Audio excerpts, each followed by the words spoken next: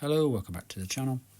Because this is something different today and we're having a look at one of my trail exploits, I've decided to mix it up a bit and be interviewed. So questions being posed to me about my experience recently on the High Trail Vanoise 2025. Okay, without further ado, I'll introduce you to Mai, who's interviewing me today, and she's going to fire on with the first question. Hi everyone, and thanks AJ for having me on the channel.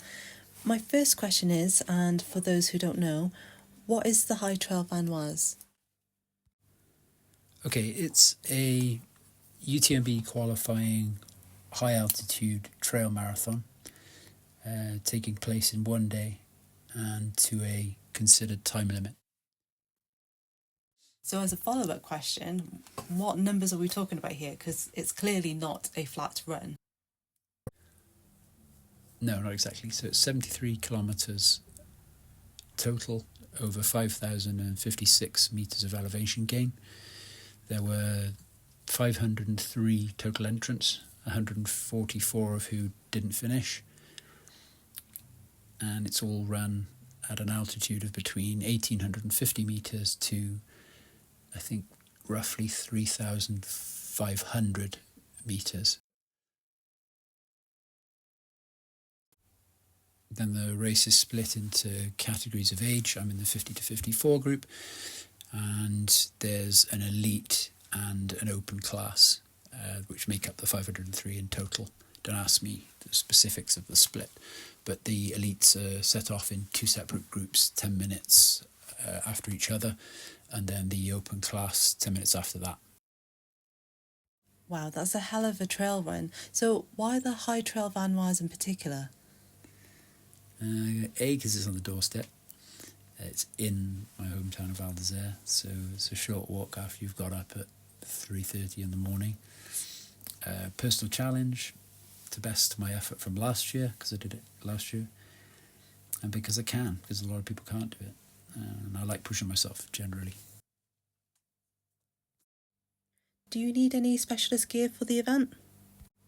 Well, mandatory items include poles, rainproof torch, gloves, whistle, water, mobile phone, bandages, crampons, and a foil safety blanket. Although crampons were reduced to optional for some reason, despite when you get to the glacier there was actually snow. It was taken off the mandatory essential list this year. And what advice would you give to someone who's thinking about doing the High Trail Vanoise themselves? Don't. I'm only joking, but if you're thinking about an event like this or any other like it, UTMB events are in a class of their own. At first ditch the flat training. There's none of that here. If you live at sea level, for example, train at altitude or with an oxygen depletion mask, you can buy those online and wear that all the time. Practice on technical trails. There's no tarmac here in the High Alps either. Maybe a pebble beach, soft sand beach. Mountain bike courses are good because they're very similar to the terrain you'll find here. Berms and everything else. Just anything steep and difficult, even to walk on. The ascents and the descents, the steeper the better. Practice those over and over and over. Build your endurance engine. Do 100k cycle rides, 21k runs, and try to average about 350k plus per week. Generally, that's about it. And eat well.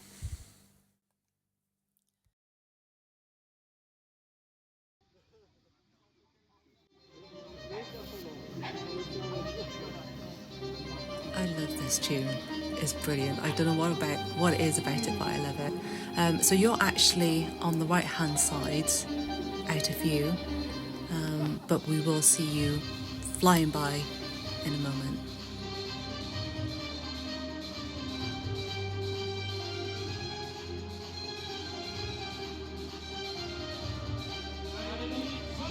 I don't know about flying by, but I'm going to go by in a second. For the record, that girl was wearing some sort of leggings. They just the same colour of blue as the light. The photographer, yeah.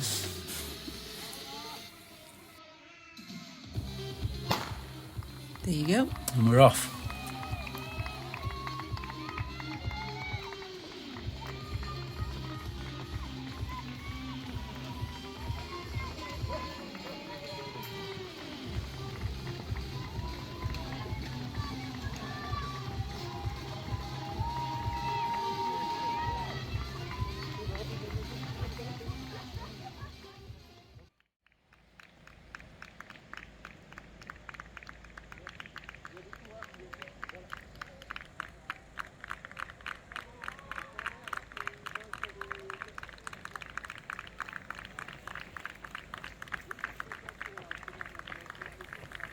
And a sea of headlamps. I think I'm just outside of this top 15 or so. Yeah, here I am. This is about half a kilometre, if that, going past the Aquasportive. And that GoPro is an absolute bane in my life, rattling about on my back. More about that later. Watching this back, they look like some sort of alien life form, and they're all arrived in Val d'Isère at 4:30 in the morning to then run down one of the main roads for no apparent reason.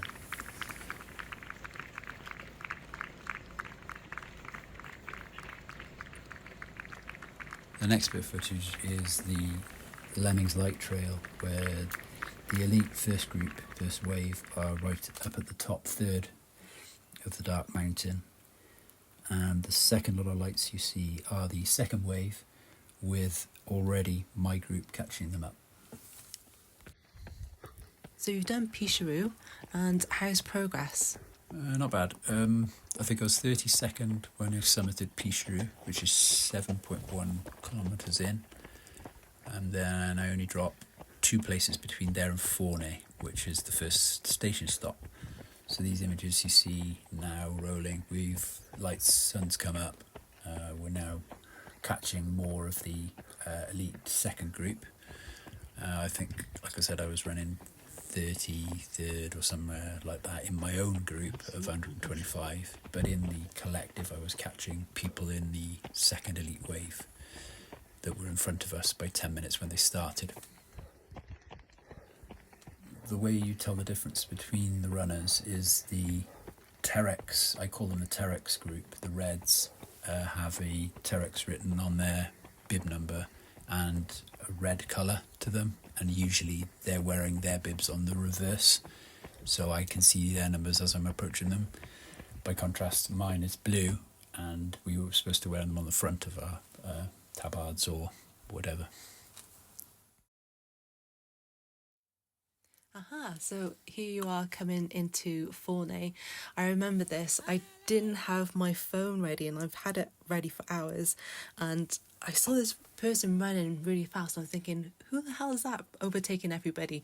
Realised it was you. My hands were so cold I couldn't get the video set up quick enough, the camera, but thankfully I caught you just in time, and here you are coming through into Fournet. I mean, you look really fresh considering you'd been running for a good couple of hours by then. Yeah, it was pretty fresh. It's quite fresh at the top of the mountain at 3,000, almost 3,000 metres of elevation. But I had my gloves on. So after a short station stop at Fournet, I realised that I didn't have an SD card in my GoPro. So quickly changed its position on my backpack because it had been rattling around on my back for the first 16.5k of the run. Moved it into the bag, and then within half a k of that point, one of the entrants, a girl behind me, shouted my attention because I dropped the GoPro. I didn't think to even stop. Thought I'd just mark where it is that I've left it roughly and go back at a later date. But I didn't bother to go back because progress is king, and I'm not interested in turning around and going back on myself. No. So we did later on find that GoPro, but we took a drive up, didn't we, and we searched for it. It hasn't worked since, unfortunately. Progress-wise, I was still doing pretty well.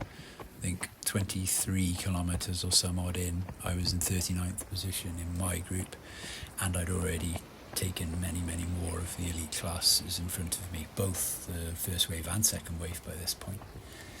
So yeah, so I was feeling good at that point. So what are we looking at here? Because you've gone past the Col de Liseran, you're on your way to Plan Sec, and now you have a long descent down to Bonneval. Yep, those snow-capped mountains there are the border between France and Italy. This section's, I calculated afterwards that between Col de Liseran and the next service stop at Bonneval, there was 25 kilometres without any aid or water. So that was a long section. There's this balcony bit, this sort of plateau for a little while, but then at around 38k in, it starts to descend into Bonneval at 47k in, which will be the next video. You'll see the official when we arrive in. And that's here. Yeah. But the way down is very, very technical trail run. So that guy there that you see, Julien, who I started speaking to afterwards, later in the day, I followed him for maybe 7k, and it was super, super tricky, difficult terrain, proper ankle snapper stuff.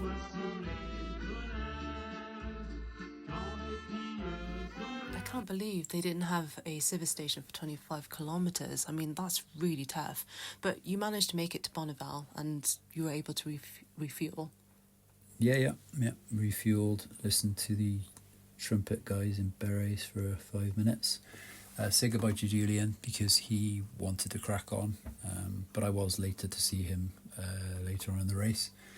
And then started the climb, the hot climb up from Bonneval to the second pass of Col de Liseran. So from there you're doing similar elevation change. You're doing 1850 at Bonneval, sur Arc, which is our neighbouring town, over the top of the summit of Col de Liseran, and up to the station that I'd already passed the first time, back to there. And I think you were waiting with Ponyo at the top for me. But things like heat exhaustion start to kick in now because the bit of sustenance I'd managed to force down me at Bonneval sur Arc kind of sits in the system, but it's, you know, the hours and the distance travelled are already taking effect. So we're following these guys doing what I was doing in the morning sun, which is starting to get warmer now, 3 or 4 hours in, I would say. Distance-wise, we've travelled about 50 kilometres, 60 kilometres, there or thereabouts. And here's some more. This looks pretty sedentary, doesn't it? But you'd be amazed at how difficult it is to do this at high altitude, thin air. But I'm trekking it, we're getting there. And I'm going to reach the top in just a bit. Yeah, so we stopped with you at the station, but it was quite worrying for me because you were saying how you were feeling sick and you were basically close to giving up and DNFing. So it was amazing how you managed to pull through it and finish the race. Yeah, I rallied and ate some oranges, took on loads of water. And then it was up on towards the glacier KICKR, which we didn't get to do last year because of snow. It was snowing and there was snow on the ground. But yeah, you just got to pull yourself into it and crack on, really. You said on your Strava that you had to have a word with yourself several times. What was the word that you had with yourself? I doubt the words had any wisdom in them, but there's always several points in a 13-hour effort where you hit a mental or physical low. But it was during the KICKR climb because it was really, really hot by now. It was like past middle of the day. The heat was getting torturously hot, and all you have around you is the stone, which soaks up and absorbs heat and reflects it back on you. But then knowing you've completed the challenge previously does help, but each iteration has its own format, so this event is essentially a solo despite hundreds of others competing against and around you, so only you can push yourself through it. You've got 14k to go, so what's next? What's next is from the top of KICKR, the terrain then becomes a bit difficult, downhilly and covered in snow, it being a glacier. Like I said, it wasn't snowing this year, and there's a lot less snow up there this year, but crampons definitely would have been handy. So it's a case of sliding on your rear end and trying to make it down to what was my last pass of the rest stop. Then it's up to 3,000 metres at the tunnel that you see a still of there. And from then on, it's all downhill.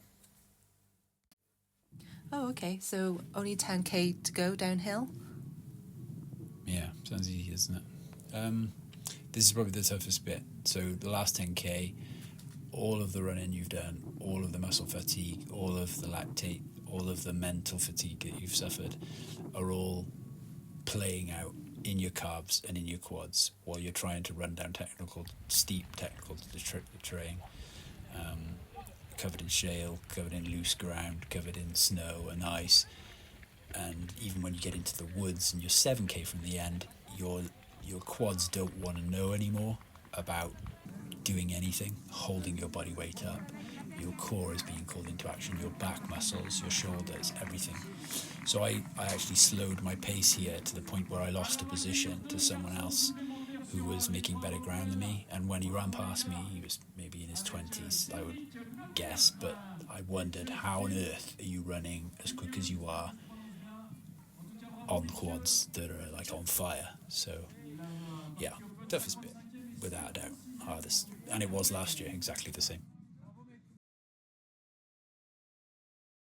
So there's some stats for the day and then some calories for the day. You got to eat some calories. You replace them. In fact, that's one of the good things about doing an ultra is you can carb load with no guilt for several days afterwards. And then some nice fireworks and we're all done. Thanks for watching again. I'll see you next time. Not quite over yet. I made it live on the High Trail Vanoise channel while I was waiting for AJ in Fournet. So there's me, all in black, standing on top of those rocks, getting ready to film him as he came through into Fournet, which is what you saw earlier in this video.